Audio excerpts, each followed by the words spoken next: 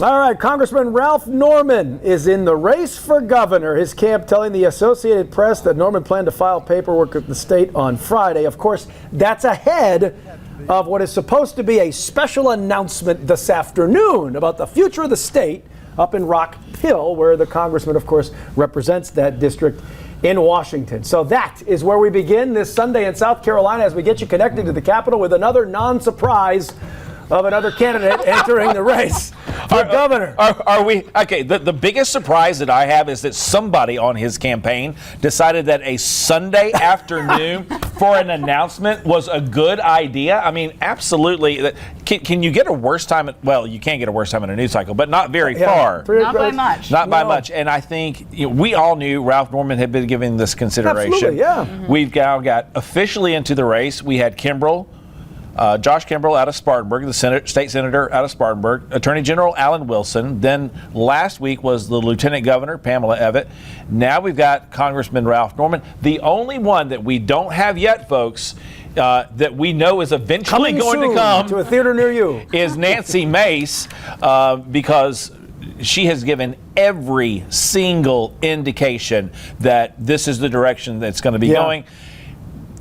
Just get it over with, Nancy. Let's go ahead and just let's get the playing field set, because we are sitting here talking about a race that will be decided in June of next year. Next year. We haven't even reached the point where you can officially file in March, but that brings us to the first poll of governor election season. Yes. Marcus, if we can get that full screen graphic there of the poll that was released this week by polling group American Pulse. The Wilson camp, the first to send this out, well, of course, because he's on top of it. Of course he is, right? You see the numbers there. I'm not necessarily surprised by what we see there, but I noticed that Josh Kimbrell, who's a declared candidate, isn't even included. No, and it's interesting, when you add all these numbers up, you only get to about 60, just under 65% of voters have identified somebody that they want to. Here's the thing about that. Let's do the simple math. That means 35% of voters haven't figured it out yet. And that's not surprising, especially at this point in the race, because it's just starting. And we aren't even through summer yet. The kids aren't even, well, kids are going to be going back to school soon if they're not very soon. And so we're looking at a very unattentive voting population right now. Well, are they unattentive, or are they in fact deliberative? Deliberative, exactly, because we have a number of different candidates, most of whom have declared, and yet so many of them look fairly similar. A little bit different backgrounds, but in terms of their politics, in terms of the way that each one seems to be outdoing themselves, trying to prove their alliance with President Trump, it starts to beg the question of who's going to be that standout candidate. Representative Mace certainly trying to. We're seeing what she's done on the House floor. We're seeing what she's done in the House bathrooms, or just outside. Outside the bathroom. Outside the bathroom. There are no cameras in the bathroom. True. Right. Also we're grateful for that one. Yes, but right outside of them, pointing out over and over, this is a men's restroom, this is a women's restroom, and standing against any kind of unisex or even family style bathroom. So we have her trying to differentiate herself. We're seeing the Lieutenant Governor on Alligator Alcatraz. And we're going to talk about that in a second. We absolutely are. All these different people trying to distinguish themselves, but really it's everyone trying to get to that same point out there, reconfluence. Yes. Right, there you go. On this one point. It's Sunday morning right now. Yes. Exactly. Of just how conservative they can look. Right, and let's just be very frank here. To your point, Catherine, there's not much of a difference in what they're saying right now. There's a bit of a difference in what they've done. Okay, you've got right there on your screen right now, you've got an attorney general who has been a staunch leader on certain issues. You've got Nancy Mace, who's done everything to politicize herself. Kimbrell has made major pushes in tax reform in South Carolina and other issues that are on the conservative front. Voter protection. And then you turn around and you've got the lieutenant governor who, to be very frank, has done a lot to try to run on the coattails of Henry McMaster. A continuation of the McMaster legacy. Right. And so the question that I think at this point in time, this is a snapshot, guys. It is. Yes. It is. Lady. We got a long way to go. This is a long way until we actually start seeing somebody get some level of separation going in here. And I don't really think we're going to see anything of a separation of somebody from this pack until well into the first of the year. I would agree. I think right now they're trying to you got 46 counties. For Republican voters, and just so that you're aware of this, there are about 15 key counties in South Carolina. Think about your population centers. You've got Greenville, Spartanburg, Anderson. You've got Florence. You've got Richland. You've got Lexington counties. You've got Horry. You've got Beaufort. You've got Charleston. Those are your top tier counties in South Carolina. Yep. They're going to start there. How much of a base can they grow? And we were talking about this earlier. Horry County is going to play a key part in this because just 4-6 years ago, the voting population from that point until this most recent election has nearly doubled in voter turnout. 95% increase in voter turnout in Horry County. That means people have been moving into the Myrtle Beach area, and so you've got to start asking the question: what kind of Republican voter are you? We got a lot of people who've moved in from North Carolina, from New York, from New Jersey, from California, because it's a retirement destination. And so when you look at that, they've got to start asking, these candidates have got to start asking themselves the question, what kind of Republican am I going to be talking to when I go to these areas? Because it could be very different than what you see in the upstate. But let's be honest, these are candidates who don't necessarily want to distinguish and differentiate themselves at this point because they're all trying to get that critical endorsement from the president. Which is nowhere near. Right, we're a long way away from that. But nonetheless, at this point, it's really going to be about how they connect with the voters and some of that backstory question that's going to kind of push one or more of these candidates toward the front. Here's one of those issues. Alligator Alcatraz, where they're all coalescing around this one. We know about that. That went into business in Florida just the other day. But this past week, the lieutenant governors didn't outright say, hey, I'd love to have a similar setup here in South Carolina, but she did not say it either. Right. Also, then on Friday, Nancy Mace says, South Carolina is open to support whatever the president wants to do when it comes to cracking down on illegal immigration. The governor also saying the same thing. So the governor, of course, not up for re-election, but they're all falling in line with the Trump marching orders when it comes to a holding facility for people that are in the country illegally. Right, although that raises a lot of serious questions about taxpayer dollars, about safety, about how we as a state want to present ourselves on being welcoming. We're a state that is trying to encourage business, to encourage immigration. Exactly. Yeah, right. We're going out to countries across the world trying to encourage people to come, beefing up our energy infrastructure and all of our other systems so that we can welcome people most efficiently and effectively. And then to say, well, some people need to be somewhere else, need to go into this Alligator Alcatraz. A desert island. Exactly. You know, send you off on, what is it, Fort Sumter or something. Yeah, it's out there. It's out there. Yeah. Our little Alcatraz out there. Yeah. Exactly. Right. But I think it's an interesting point that you bring up, Catherine, because just this past week, the governor has been on an economic recruitment set of events in Germany, recruiting companies. And I used to work for Governor Campbell during the days before BMW came, and there were a lot of trips going back and forth to Germany to get BMW to come to South Carolina. The foreign investment coming into our state is extremely important for the growth of this state. But to your point, at what point do we see this breaking one way or the other? Because they'll say, well, this is legal immigration, the immigration of business into the state, but we've got an automatic little counter to that on the immigration of people. And be that as it may, he would need that economic input in order to even pay for such a system. Yeah, he would need a lot. Yeah, he would need a lot. A lot. Yeah, it just doesn't pop up overnight through imagination. No. Right, our taxpayer dollars. A couple more issues coming up in the next segment are topics that could become issues for whoever becomes governor. One of them is how you vote in that much talked about primary when we come back on Connect to the Capitol.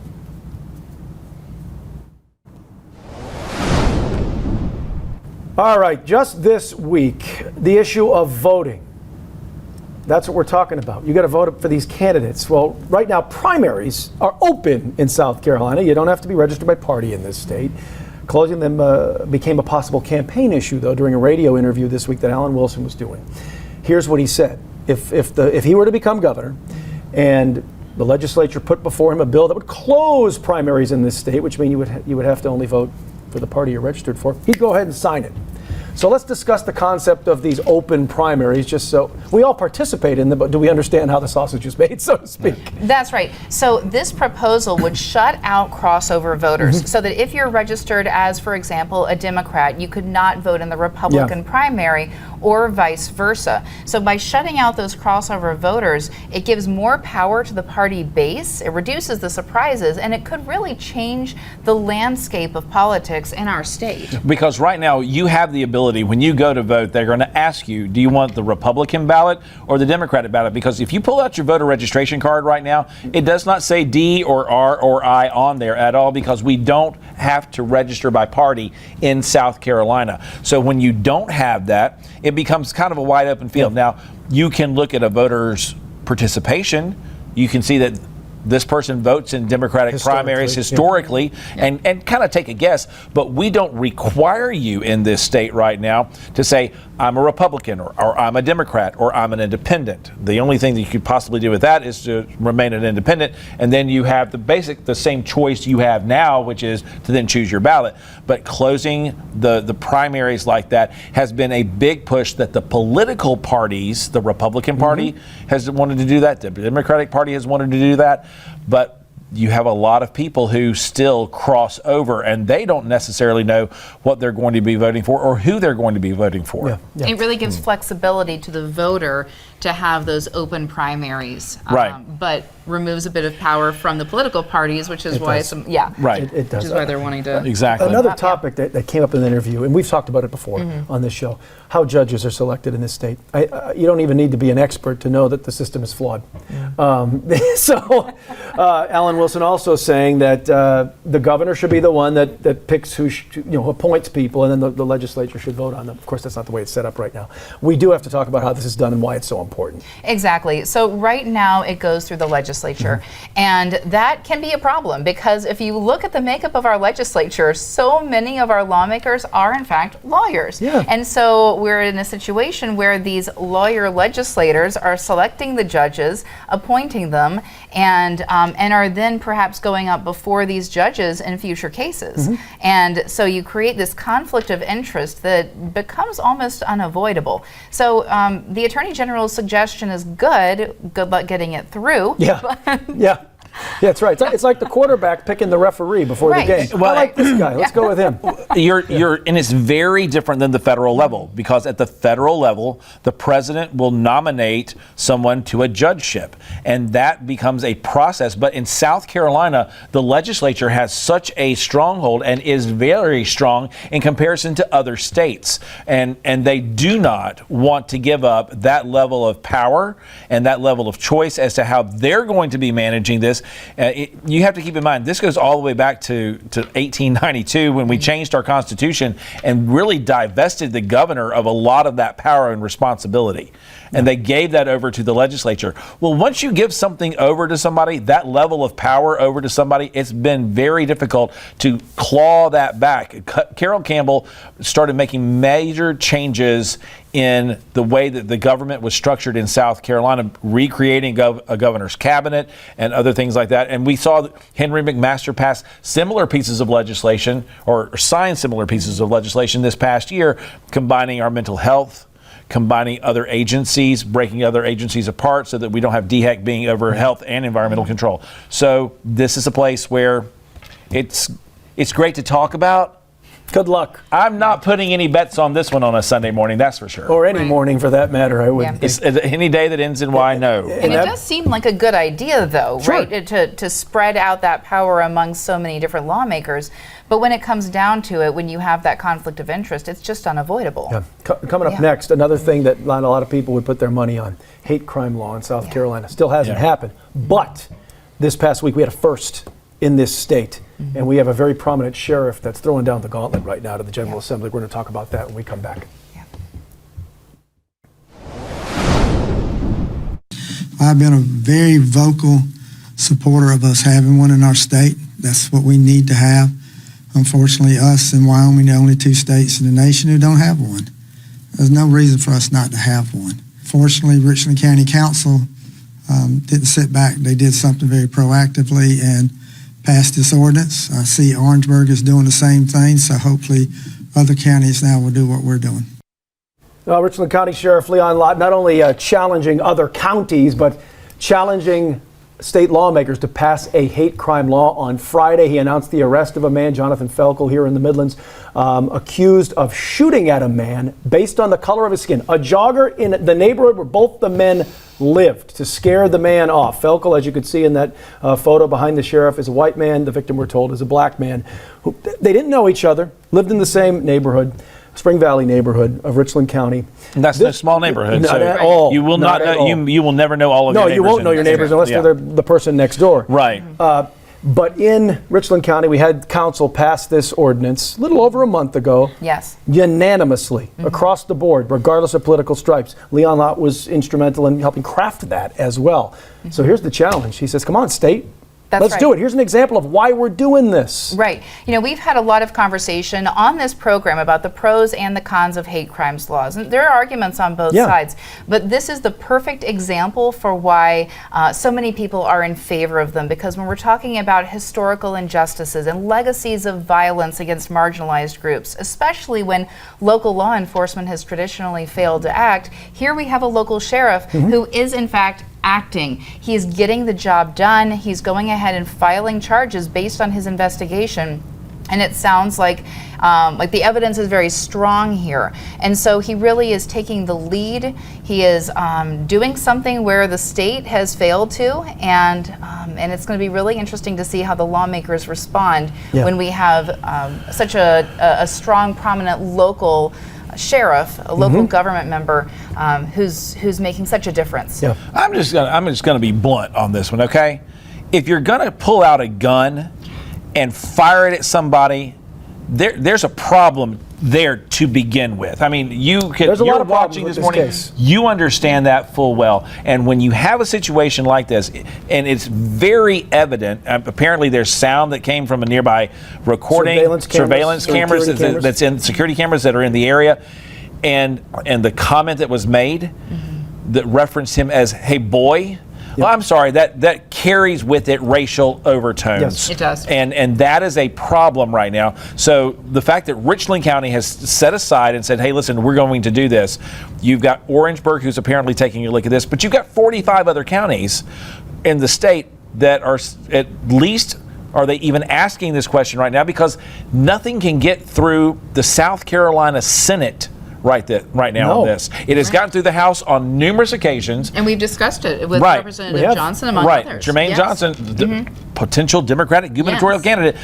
Do not be surprised if it does not get through the legislature when they come back in January, that Jermaine Johnson does not make this, if he is the Democratic nominee, do not be surprised if he turns around and makes this an issue, because this will be example number one that he will reference back to. This shooting is an election issue. Right. It will be. It will be. But worth noting, that man accused in this crime being held on more than $1 million bail on the high and aggravated assault and battery charge. The hate crime ordinance, just a secondary charge, but still, the sheriff says we're gonna put some teeth behind this, and we're gonna charge a man with it to add a little more heft to that individual charge. But that will become an issue.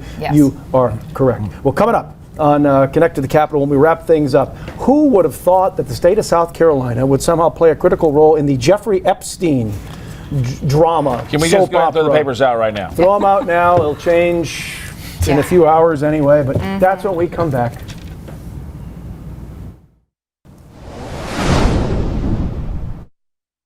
I mean, you'd have to have your head in the sand to say that this is going to go away. It's not. I'm going to amend the motion to protect the identity of the victims. I think that should be first and foremost. As someone who's fought for to protect women and kids. And that she did. South Carolina's own Congresswoman Nancy Mace, one of 3 Republicans on a House subcommittee that voted this past week to subpoena the Justice Department for its files on the Jeffrey Epstein investigation, the sex trafficker. Also, Ralph Norman, the congressman there, talking about just the uproar over this and President Trump and his attorney general's handling of it at this moment. Now, they say they're going to move quickly on this in Washington. They spoke to her, Ghislaine Maxwell, a former girlfriend of Epstein, on Thursday. What was found, we still don't know. But South Carolina playing a role. Nancy Mace crossing party lines to vote with the Democrats to let's subpoena records. I'm not really surprised that Nancy Mace wants to turn around on an issue of a sexual trafficking. She made it clear in that soundbite. In that soundbite, this is the same sort of reason that she went on the House floor and made the speech that she did. It is an issue that she wants to make sure stays in the forefront. The reality is we're going to be talking about this for a long time because the president did say up front we're going to release it. Well, guess what? We're now, how many months now into this administration, and we're kind of feeling this stall, and you're going, okay, how much are we not getting done in Washington, D.C. that needs to be done right now because we're playing stall tactics over this? Release the damn files. I mean, this is the point. I mean, I at a point right now where if you make a promise, you got to stick to it and do it. And this is a place where no matter what happens from this, whose names show up, and there may be some very prominent names. And likely are. A lot of prominent names. And you at home understand this. If somebody has done something wrong, you got to turn around and say, hey, listen, are you going to make an admission of the fact that you did something wrong?